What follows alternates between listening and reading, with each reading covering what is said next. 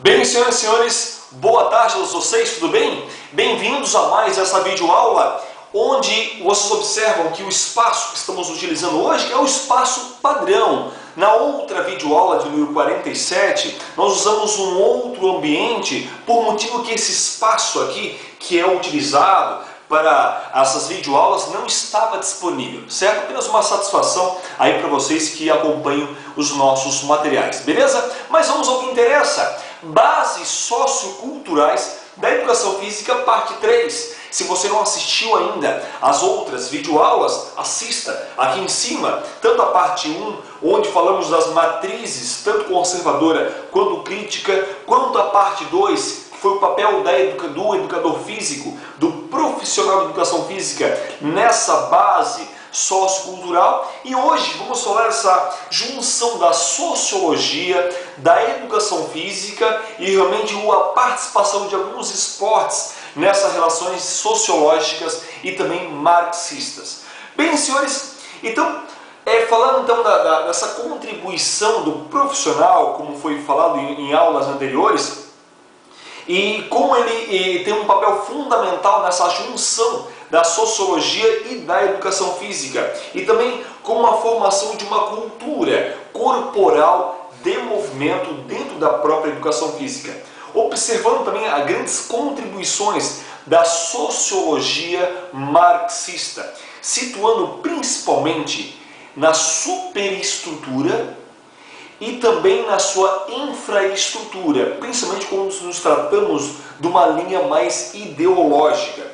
E mesmo em tempos sendo imprevisíveis e mesmo incontroláveis. É muitas vezes impossível controlar a superestrutura, a forma como é o trabalho e também a sua infraestrutura, que é o trabalho propriamente dito, levando principalmente a uma autonomia relativa, sendo mesmo levada nos dias de hoje como normas e modelos insuperáveis nesse processo tanto de superestrutura quanto de infraestrutura. Lembrando que o grande conceito de infraestrutura é o ato de construir um trabalho. Isso é a infraestrutura. E a superestrutura é a maneira de pensar esta forma de trabalho. Um exemplo clássico disso é o próprio futebol, que proporciona grandes transmissões de valores tidas como muitas vezes fundamentais, principalmente para os jovens. A transmissão de valores que o futebol passa para os jovens é tida muitas vezes como valores fundamentais. E uma solução para entender melhor esses valores, seria mesmo uma intersecção da sociologia, principalmente uma sociologia crítica e científica, com a educação física e seus profissionais, ou seja, os profissionais da educação física entendendo as bases socioculturais, entendendo as relações da sociologia e fazendo uma intersecção com a educação física, ou seja, as dimensões sociais que o esporte pode alcançar. Quais são as dimensões sociais que esse esporte, seja de oposição, como futebol, como falamos anteriormente, como um esporte individual, como o atletismo, quais são as dimensões sociais que esse esporte pode alcançar? Buscando aí muitas finalidades socioculturais, levando principalmente o sujeito, tanto que pratica, quanto o sujeito que proporciona esse esporte,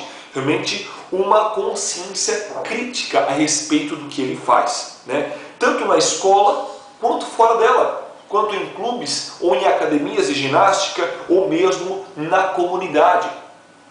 E a educação física ela pode tomar aí um grande alcance, e muito mesmo um alcance mais amplo, principalmente na inclusão social, ou seja, incluindo sujeitos desfavorecidos, pessoas com deficiência física, incluindo realmente pessoas com menos habilidades físicas no processo do esporte, uma questão de inclusão social na relação da ressocialização, fazendo que vários agentes, tanto na relação de gênero, meninos e meninas, se ressocializem e consigam trabalhar na prática desse esporte, e principalmente entre esses jovens, né? Que a própria ONU relaciona jovens sujeitos entre 14 e 25 anos. Então a Organização das Nações Unidas classifica jovens como sujeito entre 14 e 25 anos.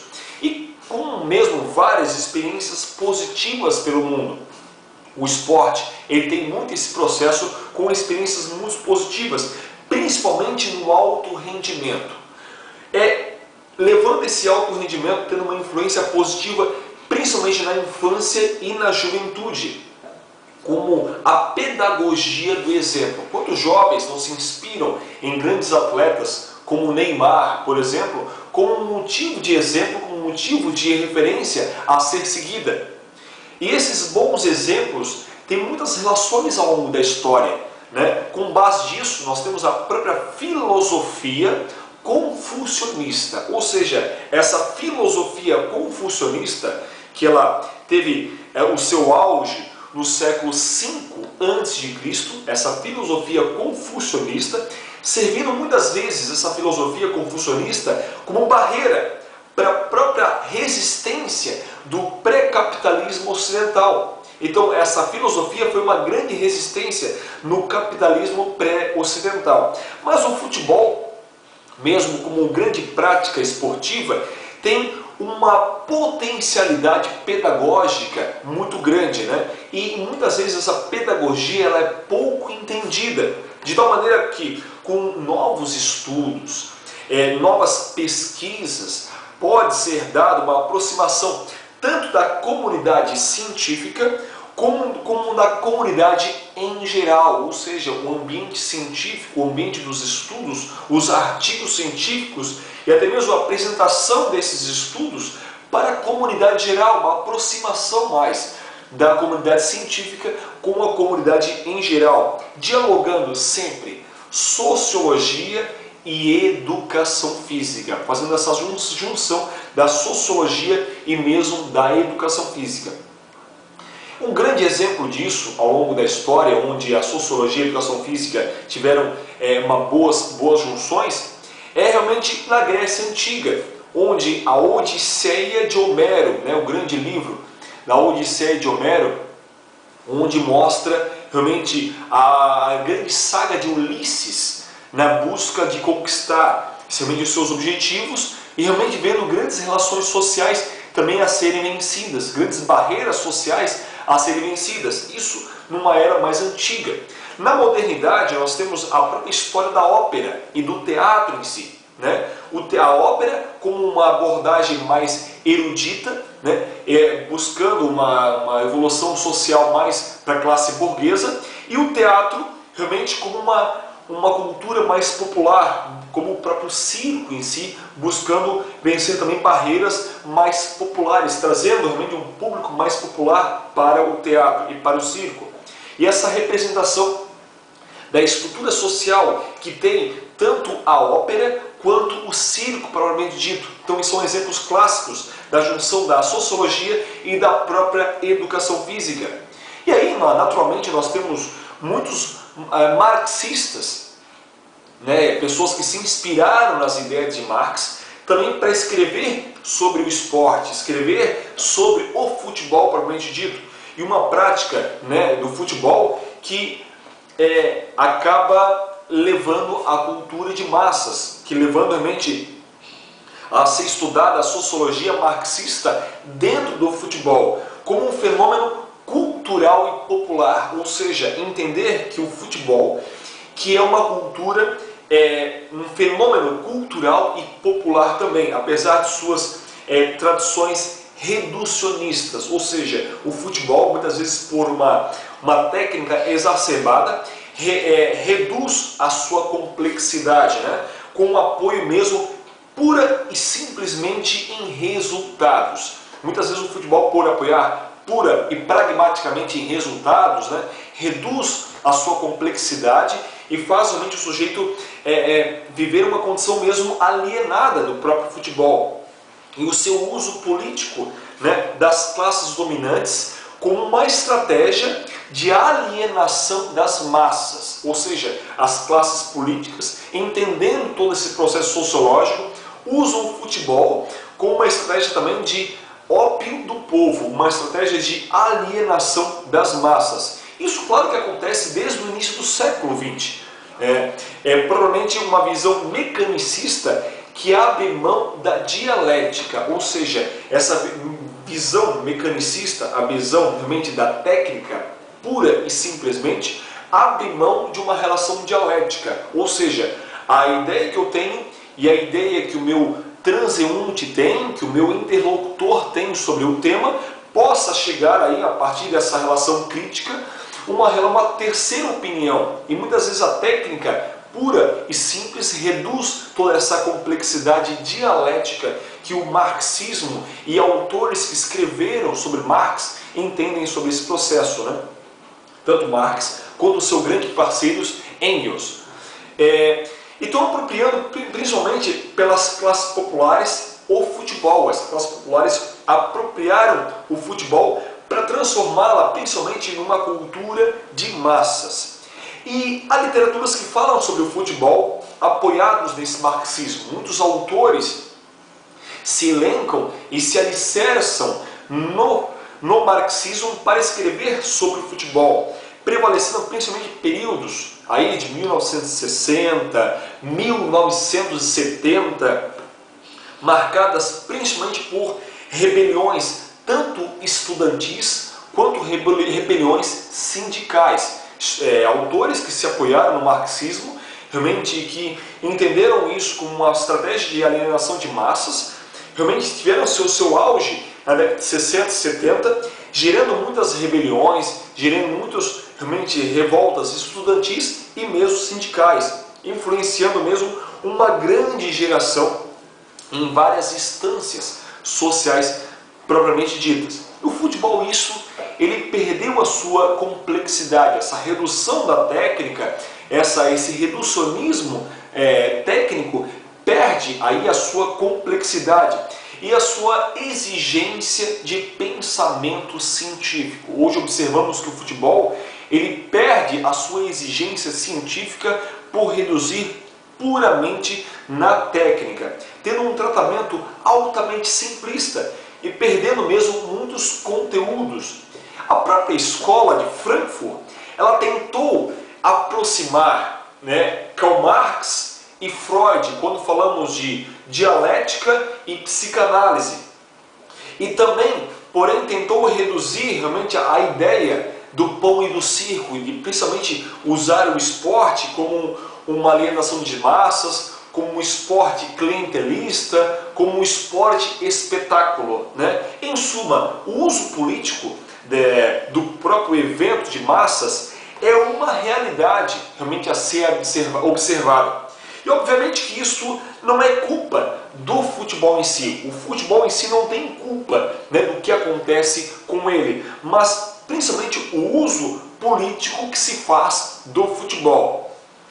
Outros temas que poderíamos abordar para o marxismo, para estudos de culturas marxistas, mesmo a reinvenção do esporte, como esse esporte ele poderia se reinventar a partir de uma linha materialista, tanto dialética, quanto uma linha materialista histórica. Como o esporte pode se reinventar a partir disso, das imposições do marketing, como o marketing, na busca de vender esse esporte clientelista, ele impõe algumas regras, algumas imagens propriamente ditas, como muitas instabilidades trabalhistas que acontecem no futebol podem ser estudadas, podem ser temas do marxismo.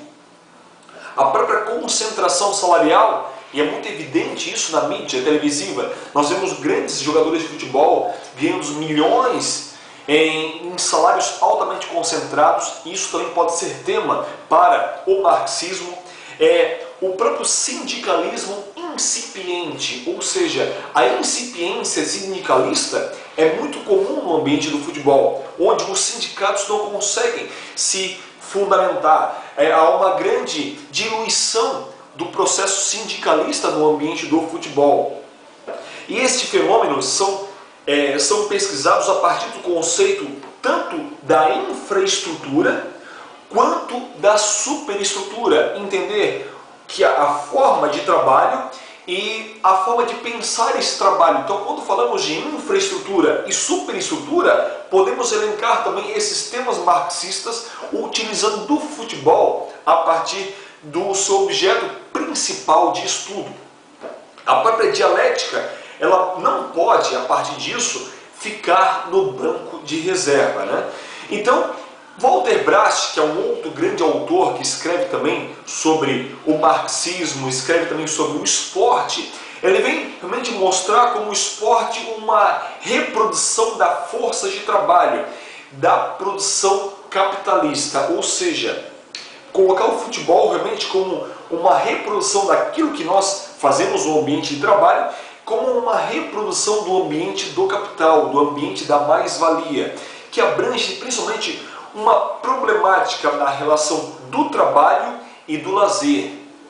Muitas vezes confundindo a relação trabalho-lazer, fazendo essa junção de trabalho e lazer, que para Walter Bracht, assim como outros autores, como Geoffrey Dumazedier, esse autor chamado Geoffrey Dumazedier, que fala bastante das relações de lazer, faz essa separação do ambiente do lazer, do ambiente do trabalho, que muitas vezes isso a sociedade capitalista faz uma junção e que no final da história quem perde é justamente o lazer em virtude do trabalho, sendo um produto do próprio processo histórico. O processo histórico constrói essas maneiras realmente de juntar lazer e trabalho, a serviço principalmente da maioria, realçando o esporte, principalmente na paz mundial. Quantas vezes o esporte, mesmo o futebol, ele foi motivo de parada de uma guerra, motivo realmente de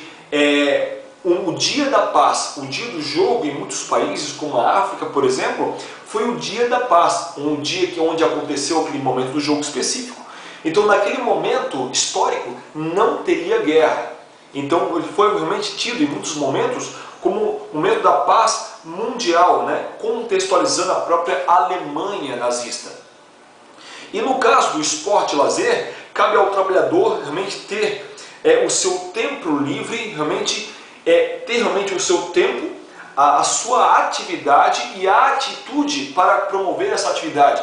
E esse também é um conceito desse grande autor chamado Geoffrey Dumazedier. Esse autor chamado Geoffrey Dumazedier, ele tem esses pilares para elencar o tempo do lazer, que significa eu ter um tempo livre, ou seja, o tempo que eu tenho, a minha tarde que eu tenho, o meu dia que eu tenho livre, a minha atividade, realmente essa atividade não pode estar ligada ao fim capitalista, a um fim de rendimento, da mais-valia, e realmente uma atitude para colocar em prática esta atividade.